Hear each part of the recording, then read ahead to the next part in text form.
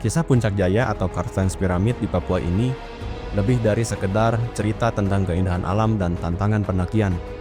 Puncak Jaya juga menyimpan kisah sedih yang baru-baru ini mengguncang dunia pendakian Indonesia. Tragedi yang menimpa dua pendaki senior mengingatkan kita akan resiko besar yang selalu menyertai setiap langkah di medan ekstrim. Dalam perjalanan ini juga, kita mengenal Firsa Besari, seorang musisi dan pendaki yang turut terlibat dalam ekspedisi ini. Teman-teman, mari kita ikuti perjalanan yang penuh makna ini, mengenang keagungan Karstens Pyramid, serta menghormati semangat para pendaki yang telah menginspirasi kita dengan tekad dan keberanian mereka.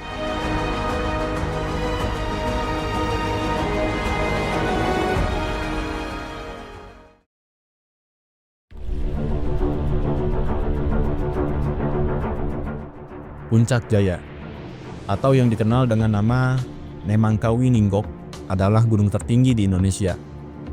Dengan ketinggian mencapai 4.884 meter di atas permukaan laut, Puncak Jaya bukan hanya sekedar puncak, tapi juga simbol dari keagungan alam yang luar biasa.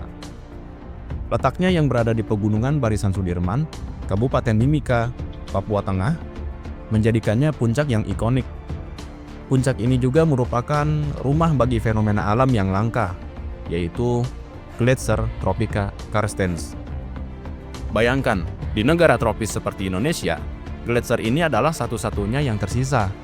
Namun kini, perlahan-lahan mulai menghilang, tergerus oleh pemanasan global.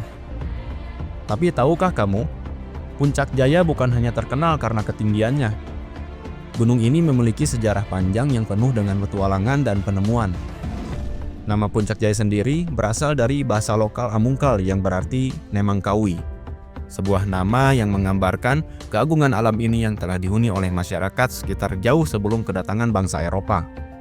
Namun, pada tahun 1623, seorang penjelajah Belanda bernama Jan Carstenszoon pertama kali melihat puncak ini dengan mata telanjang. Ia menyaksikan gletser yang menutupi puncak gunung dan memberi nama Piramida Karstens. Nama ini bertahan cukup lama, tapi perjalanan menuju puncak yang sesungguhnya tidaklah mudah. Pada awal abad ke-20, tepatnya tahun 1909, Puncak Jaya akhirnya didaki oleh penjelajah Belanda, Hendrikus Albertus Lorenz, yang membawa 6 orang suku Kenya dari Kalimantan. Ekspedisi ini mengungkapkan banyak misteri, dan pada tahun 1919, Taman Nasional Lorenz didirikan, mencakup kawasan Piramida Karstens yang masih menyimpan banyak teka-teki.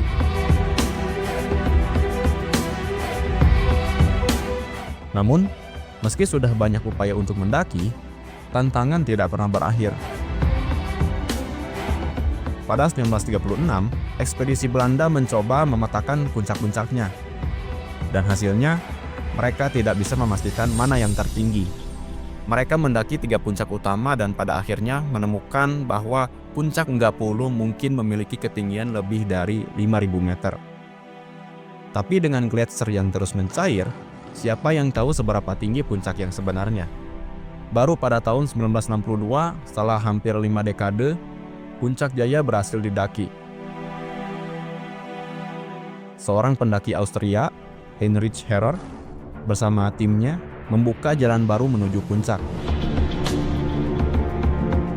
Petualangan ini menjadi titik penting, dan pada tahun 1963, puncak ini akhirnya berganti nama menjadi Puncak Soekarno, sebelum akhirnya dikenal dengan nama Puncak Jaya yang kita kenal sekarang.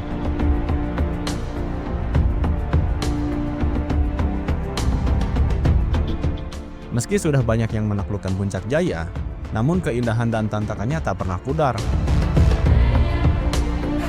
Sebagai salah satu dari 7 puncak tertinggi di dunia, Puncak Jaya tetap menjadi impian bagi para pendaki dari seluruh dunia.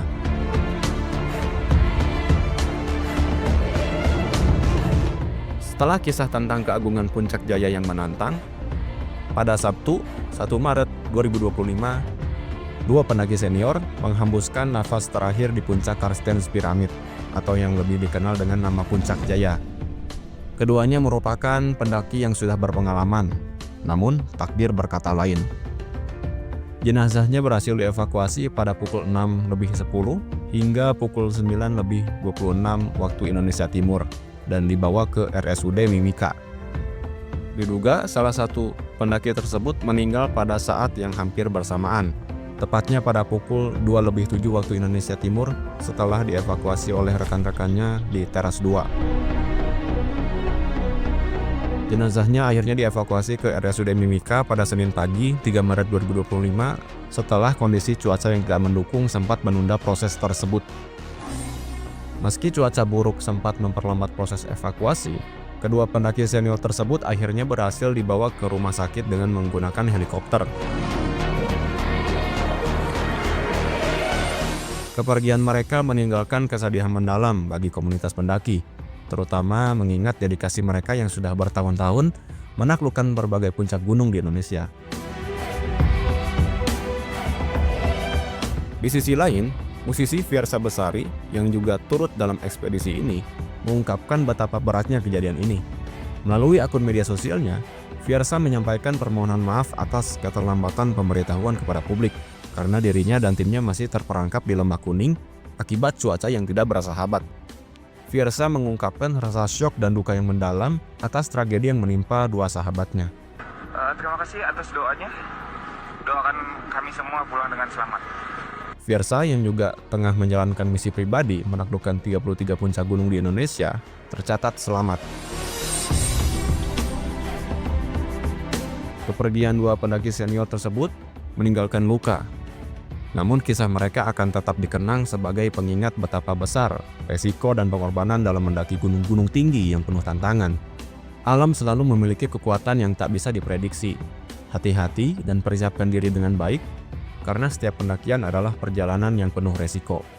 Semoga perjalanan mereka menuju puncak yang abadi ini menjadi inspirasi bagi kita semua untuk terus menghargai alam, sekaligus mengingatkan kita akan pentingnya keselamatan dan setiap langkah yang kita ambil. Selamat jalan, Ibu Lili dan Elsa. Anda berdua akan selalu dikenang.